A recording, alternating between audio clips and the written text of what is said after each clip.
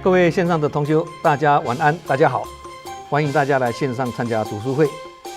时间过得很快，我们直播随着疫情的因缘今晚刚好圆满第139讲，而今天刚好是我们2023年的农历大年初一利用这个机会向诸位拜个年祝福诸位同修新的一年里不求事事如意，但求毅力勇气；不求身体健康，但求精神敏锐；不求负担减轻，但求力量增加这是正言上人的新春祝福也是祝福中充满了智慧。那所以这句新春祝福呢，也是算送给各位一个无形的福慧红包希望新的一年呢，人人福慧增长那个悲智双运家家平安，事事吉祥更要祝福呢，人心净化，社会祥和，天下无灾一年复始不只是万象更新还要观念更新更要推陈出新这样才是新年的新气象要这样就要与时俱进，才不会被时代的洪流所淘汰。走过了3年的疫情阴霾如今全球几乎所有的国家防疫规范都已经全部解封了但是经济重创之后呢，要完全恢复像过去一样已非昔日可比啦。疫情期间关闭跟休业的商家要重振旗鼓还是需要一段很长的时间尤其呢，现在全球物价上涨更加重大家的生活压力，所以现在人的这个消费习惯与生活心态呢，也需做出改变必须具备以前我们提过的适应性跟灵活性才能确保长治久安，永保安康这个现象就好像人受了重伤之后要完全恢复健康，也是需要一段长时间的调养生息道理是一样的新的一年呢，我们不但要继续精进不懈，还要继续保持虔诚戒慎身跟心都要照顾好我们一起来互相勉励，互相提醒好，我们言归正传今天晚上我们读书会的主题是见好不求难，被入不称难这是佛说人有20难里面的第7难跟第8难之前我们已经分享过了8个难今天晚上讲完这2个，总共就讲了10个难20难讲了一半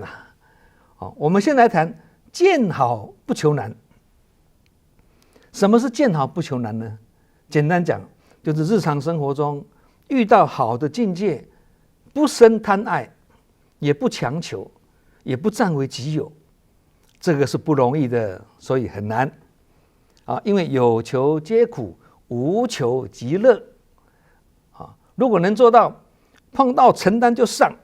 碰到荣誉就让有这种心量，就是见好不求但是要有这种涵养跟功夫，也不是不简单所以才说见好不求难嘛。一般人看到好的境界都容易产生贪求的心举例来说了，在公共场所里面或大众交通运输里面看到有好的座位大家都会争相去占有这就是众生境界嘛。相反的，把好的座位让给老弱妇孺或需要的人这个就是见好不求了。同理，一行人坐的9人座的厢型车要去参加活动，长者因为有长者风范站在车门边让大家都先上去的，自己最后一个上结果上去以后才发现第一排的位置就有人大大大的坐在那里了，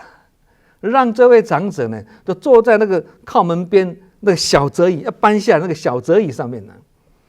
这不只是有求的心态更是一种失礼那不求就是当好的境界现前时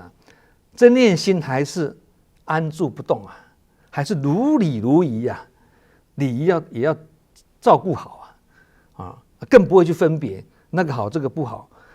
自己先做好的位置先自己抢，不好的位置留给别人，不会这样子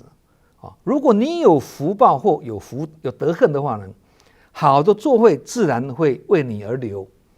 或者寺院的疗房也好啦，好的房间自然会留给你，你也不必强求。相反的，如果被分配到比较差的房间或比较小的房间，也不必埋怨这表示自己的福德不够了，要懂得随遇而安，有德才能配位，否则就是德不配位能够具有这样子的心境，才能做到青山无所争的境界了，也就是无争。佛陀就是无争的精神崇尚和平，与世无争的意思啦。那佛教的精神就是无争跟随缘，这就是我们要学，我们要学的精神就是这样子无争跟随缘佛教的精神那世间有五花八门、形形色色的物质，足以去诱惑人心使人迷乱要不去贪求真是不容易一般的人总是不断的追求，只要是想要的就不管需不需要，拼命的追求对凡夫而言这个是正常的事情大家都这样做嘛。可是人生之所以会有很多的烦恼，大多是因此而引起的为了这份追求的欲望而误了自己的前途，也是大有人在贪求心重的人总是对自己目前的环境呢永远不能满足，他永远觉得是空虚而有失落感，因不满现状，所以常常的向外追求造成妄想未来，迷惑现在后悔过去那盲目追求未来的目标而迷失了自我，所以佛陀在世的时候呢，常常用各种方法去教育大家，希望学佛的弟子们能够接受他的警语。所以佛陀常说嘛，人生无常，一切如梦幻泡影不过呢，众生愚昧无知不悟现实常常不是偏执于空就是执着于有而一直呢穷追不舍越是追求呢越是负担重。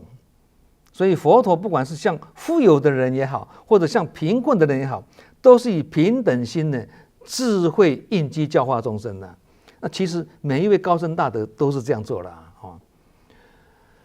佛陀在世的时候呢，有一位国王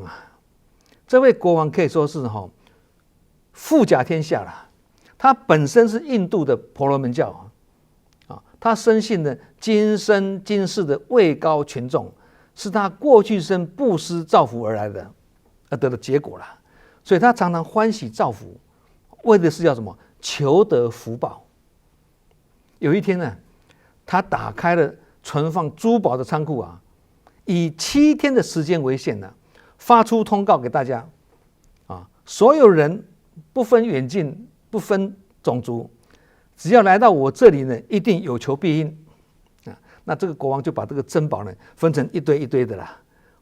只要来求助的人固定每个人就可以拿一堆。那尽管这些财物呢很多人来拿还是拿不完的，剩下很多那佛陀知道这位国王是这么发心，可是他这样子的造福并不是真正的解脱，因为他还是有所求嘛这辈子有福还不够，他要求来生福我们以前讲过嘛，有所求就没有嘛，无所求就有嘛，这个很奥妙了所以这个佛陀看到这个国王呢还在求他来生的福，于是呢佛陀就化妆成一个婆罗门教的这个乞丐来到国王面前那国王就对这个乞丐说了，你有什么困难尽管说，不用客气，我一定满足你的需求。那这位乞丐就说了，我知道国王喜欢布施造福所以我要来求取财物国王说好，那你就拿一堆吧。那乞丐就拿了一堆珍宝就走了，可是只走了7步，就回过头来啊，把珍宝呢放回原处。那国王就问了：你为什么又拿回来呢？那乞丐说：本来我想3餐温饱就可以满足了，但是现在有了这些珍宝，如果还要去过流浪的生活，觉得欠缺了安全感，所以呢，希望能够盖一栋屋子，盖一栋房子。国王听了以后觉得有道理，就说好，那你再拿一堆。那这个乞丐真的再拿一堆啊，走了几步又回头放回原位啊。那国王就很疑惑的问他怎么啦？那乞丐就回答说：我想这些珍宝也只够盖一间房子啊，如果我想要娶妻也还不够啊。那国王就说：好吧，那你拿3堆去啊，这样应该是让你娶妻盖房子都够了啦。那这位乞丐于是拿了3堆珍宝，回过身就走了，走了7步以后，回过头又把东西拿回来放在原处啊。国王很讶异啊，就说啊：你这个人很奇怪呢，给你3堆财物难道还不够吗？乞丐说：我算一算还是不够，因为即使房子盖好，娶了妻子，生了孩子，我还需要请一些奴婢来侍奉妻儿啊，或者把房子装潢得更漂亮一点啊。所以算起来拿3堆还是不够用。那遇到这样的人呢，这位国王却还是宽宏大量的跟他说：那你就拿7份去吧。这个乞丐真的就拿了7堆宝物离开了。走了一段路，他又把东西原封不动的拿回来了。那这次国王就很生气了就说了：你真是一个怪人呢，够你盖房子娶妻，也够你请奴婢的，这些你还嫌不够吗？这些财物已经可以让你享受一生了呢。这个乞丐呢很感叹就跟国王说：国王，我再怎么算都还是觉得不够。即使什么都有了，可是儿子长大要娶媳妇啊！人生一世确实是追求不完也做不完而且呢，人生很无常所以我宁可去过目前这种朴实自在的日子没有精神负担，没有家事之累，可以清静的这样过一生。所以我认为呢，目前的这个生活就是比较理想逍遥自在的生活方式啦。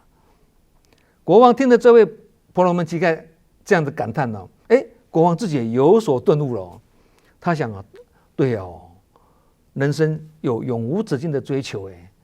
我现在已经是位高权重，福报不尽了，这样已经是很好了。我还想追求未来的福，如果生生世世追求福报，那就永无解脱之日啦。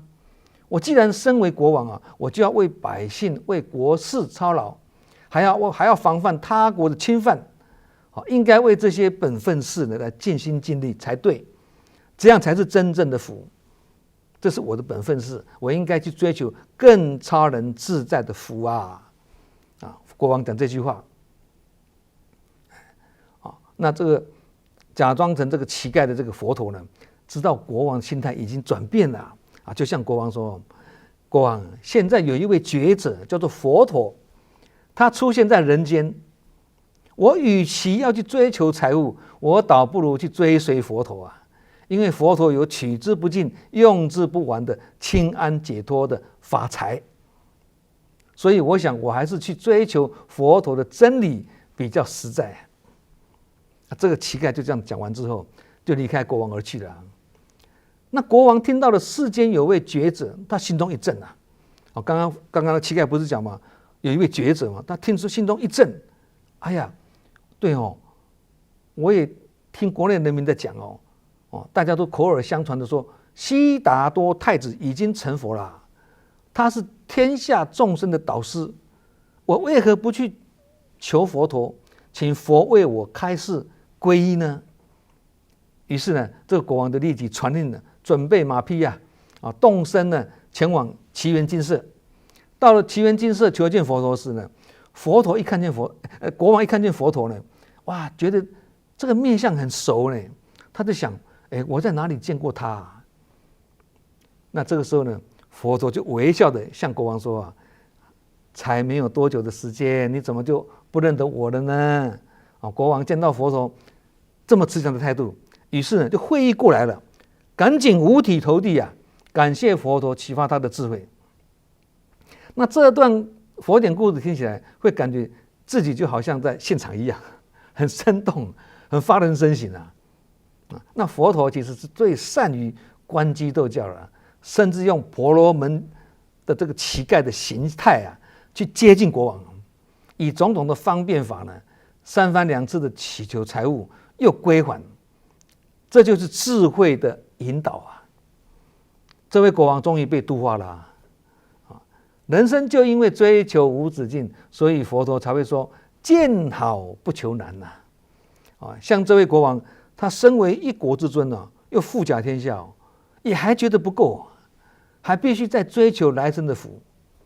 而佛陀呢，假扮乞丐就是在比喻世间的人人人有了财富还要名位，有了豪宅还要名车还要娶漂亮的妻子，那娶妻生子之后还要请佣人伺候，这样还没完，而且将来还要为未来的子子孙孙设想，这个叫做百岁父母长忧80儿那这个例子是明显的告诉我们，人生求无止境，很辛苦当然了，我们也不能说追求就不好或不对话不能说死这样讲有些人会无法接受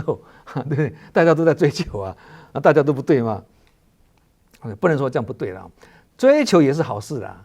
但是我们学佛也要求精进，求智慧增长这个也是求不过精进跟智慧的这种求呢，是为了要解脱自我的心灵求突破人间种种的欲望跟纠缠是真正用脱俗的精神追求心灵的清净而得到什么弃欲无贪的清安所以这不是欲求的有所求，而是目标跟愿景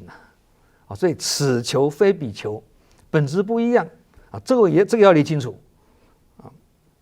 好，那接下来我们来解释被辱不称难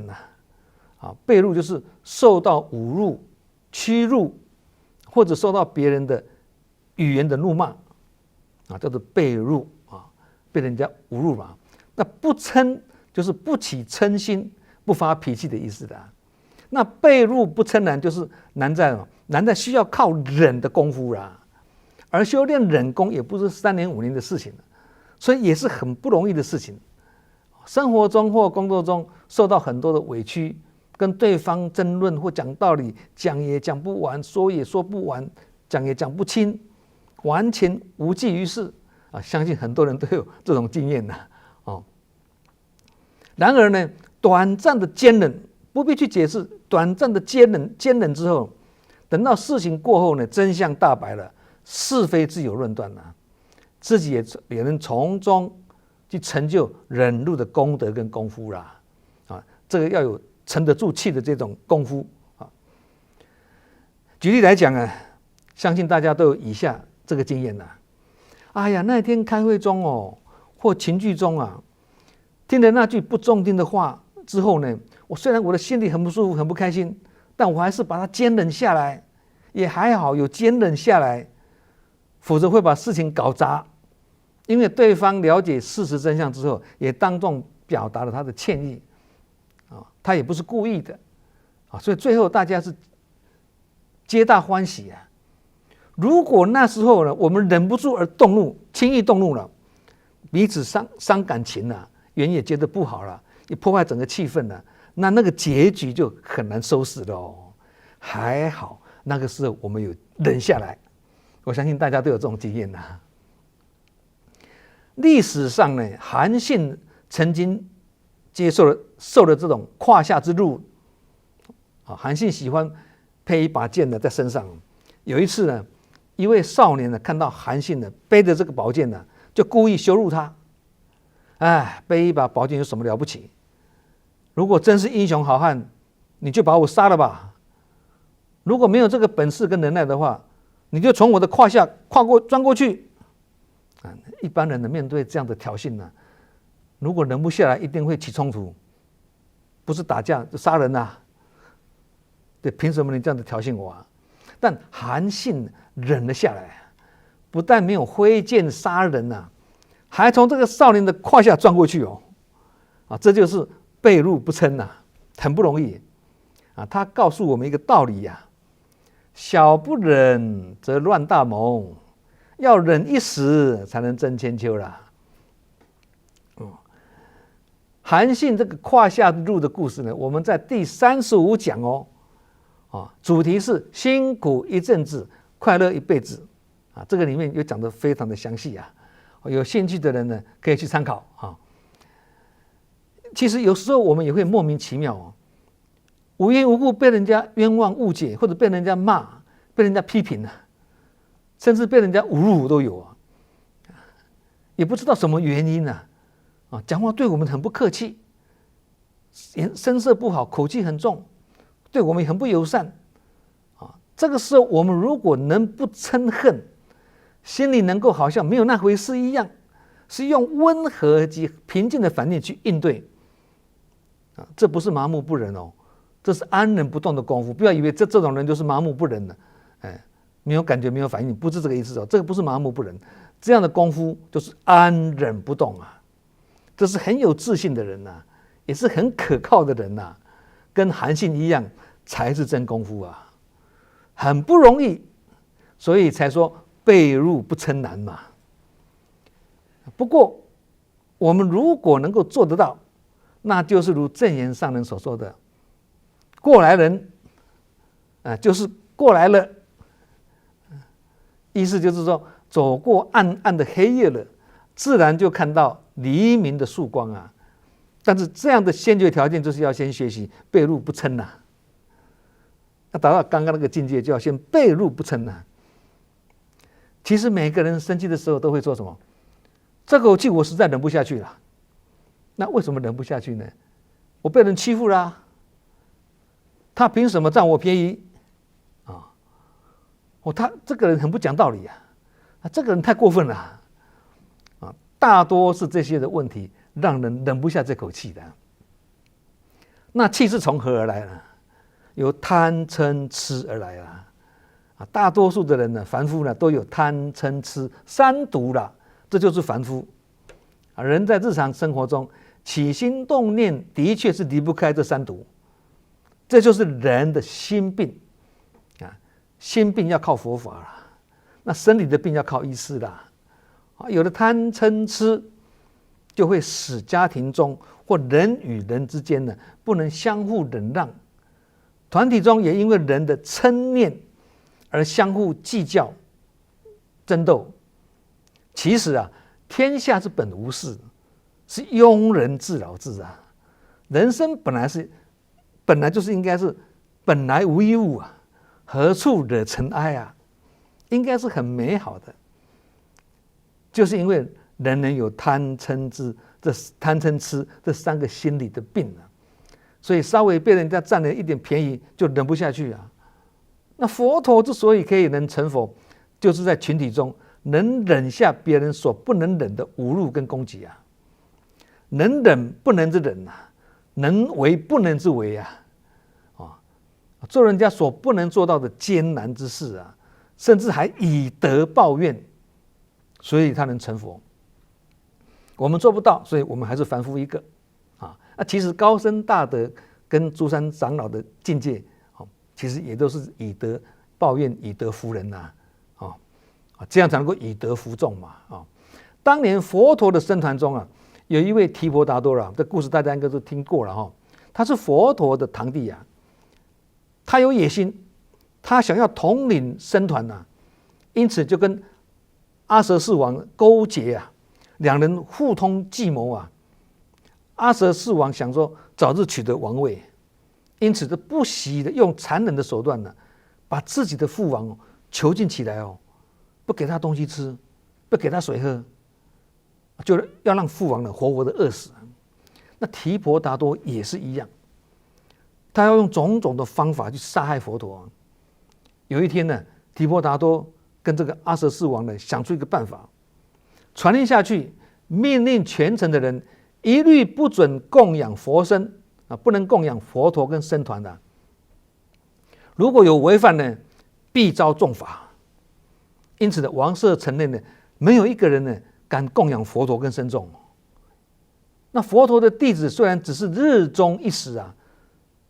一天吃一顿啊，但每天也不能缺少这一顿啊。结果一段时间过后呢，僧团已经快无法维持下去了，无法维持生活了。佛陀就叫这个目犍连啊、舍利弗、那个大迦叶尊者等这个诸大弟子啊，分别带着僧众呢，分散到其他地方去，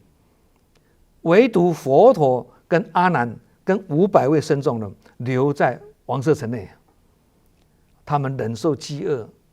佛陀是想以这份的忍辱呢，跟毫不抵抗的这个忍德呢，要来感化这个阿阇世王啊。那提婆达多得知佛陀的大弟子们都已经带着僧众离开佛陀了，分散到各地去了，好，又向这个阿阇世王说，佛陀的大弟子跟很多僧众都已经离开了，现在城里面只留下佛陀跟阿难跟500位的僧众啊。国王，我们可以趁着这个机会呢，来消灭佛陀跟僧众。那提婆达多就献策给这个阿阇世王啊，请国王明天邀请佛陀入宫来接受供养。啊，他就计划呢，用酒灌醉的500只大象啊。等佛他们要来到半途的时候呢，我就把这个醉象呢放出来，让他们狂奔啊，企图利用这个醉象呢去践踏佛陀跟僧众，要害死他们呢。他们决定了计谋之后呢，阿阇世王第2天真的就依照计划行事喽，请佛陀来接受供养。佛陀虽然知道他们的计谋，但还是很欢喜的接受邀请，就请阿难呢率领这个500僧众啊，向王宫前进。走到半路，果然一群疯狂的大象的冲出来啊！所有的民众都四向走避啊，惊慌的走避啊，唯有佛陀跟这个阿难呢，跟这个僧众呢安然不动，在现场安然不动。那醉象一大堆，醉象冲过来之后，冲到佛陀眼前的时候，佛陀是淡定不动。这个时候很奇怪哦，这一群原本狂奔呼啸而来的大象呢，到了佛陀跟僧众的前面的时候，竟然全部都安静下来啊！而且每一只大象都五体投地的跪下来，温顺驯服啊。佛陀安详的露出笑容啊，摸一摸大象啊，然后穿过这个象群，走入王宫里面啊。那阿阇世王看到这一幕景象以后，心里很吃惊。他发现，佛陀不只具有服人群的这个威德啊，即使狂奔的醉象，他都能驯服他们呢。所以这个阿阇世王他内心起的这个敬畏之心呢，恭敬的供养佛陀。佛陀对这件人为的意外呢，不但不怨不恨不怒，接受供养之后呢，还真诚的祝福阿阇世王啊。这就是佛陀的仁德啦。而面对提婆达多呢，佛陀还提前的受记他的时间，成佛时间更久要害死他的人，佛陀受记给他，将来要成佛的时间呢更快啊，以德报怨呢。我们一般人受到别人一点点的欺侮啊、欺负啊，就要力争到底啊。而佛陀却是被辱不嗔，虽然受到侮辱、侵扰，甚至被人家断绝粮食啊，并且以罪相要来加害他，佛陀都能够安忍不动如大地啊！就跟几年前呢，大家对慈济有所批评的时候呢，上人那时候也是用这个方式告诉大家安忍不动如大地。被人家侮辱、被人家扭曲、被人家污蔑啊，也是一样，没有急着解释啦，不把这种侮辱放在心上。由此可知呢，佛陀的心境以静如明镜啊，清净如一块明镜啊，不起嗔恨的心念啊，心中常存着无量的慈悲跟感恩啊。慈悲心跟感恩心可以取代嗔恨心啊。所以一个人如果有慈悲心跟感恩心呢，就不会起嗔怒了。而我们如果能够消除嗔怒，又怎么会有人我是非呢？怎么会有人我是非呢？可能很多人有这样的经验呐，就是呢，在室内坐着，外面的雨声滴滴答答，虽然没有冷风吹进来，但是光听到雨声啊，就会感觉有几分的寒意这就是心里的感觉啦，就是佛陀告诉我们的，一切唯心造啦，心在作怪啦。你是快乐或是痛苦，或者是从心而起的感受都是从心而起的感受你快乐痛苦都是一种感受嘛不管是你对待人或别人对待你，一切动作所引起的感受都是从心而起的不但人是这样的，世间一切的众生也是一样刚刚那些狂奔的罪相也是一样佛陀用慈悲眼神对待他们，他们自然是心悦诚服，所以才说仁者无敌就是慈悲没有敌人的意思啦。佛陀在人有20难当中呢，说被辱不嗔然，就是指一个人在遭受侮辱时一点都不会发脾气，这个人才是真正的难得啦。人家如果瞧不起我们，对我们不尊重而我们一点都不在意，这才是真正了不起的功夫也是我们要学的方向目标啦。但是世间能找到几位这样的人物呢？一般的人都会钻牛角尖本来人家对你并没有不尊重的地方，也没有对不起你的地方，而是你自己自尊心太强，因为心很敏感，造成事事敏感。如果自己的内心一直往坏的方面去猜疑的话，那这就是一件非常痛苦的事情了。孔子曾经说人如果有忍辱的功夫，天下就无事可争斗。世间的圣人都这么说了更何况是出世间的佛陀修行如果少了忍字，那任何的行就很难修，这是我们要互相警惕的。周朝时代呢，有一位专门养斗鸡的人呢，叫做季神子，3点水一个省级的省季神子那斗鸡就是一种好斗成性的鸡嘛2只斗鸡对立的时候呢，一只稍微一只只要一只有稍微一动了，另外一只就立即反应了，要做出防卫或攻击啦这2只鸡就冲突起来了，彼此攻击有时斗得鲜血淋漓，遍体鳞伤还是不甘罢休到最后通常是两败俱伤，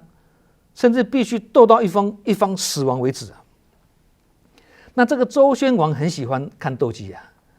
这位季神子就是专门为他饲养斗鸡的啦。有一天呢，有人从外面买一只很强壮的斗鸡回来那周宣王就很高兴的把它交给这个季神子，给他去训练了。那过了几天呢，这个周宣王就问这个季神子，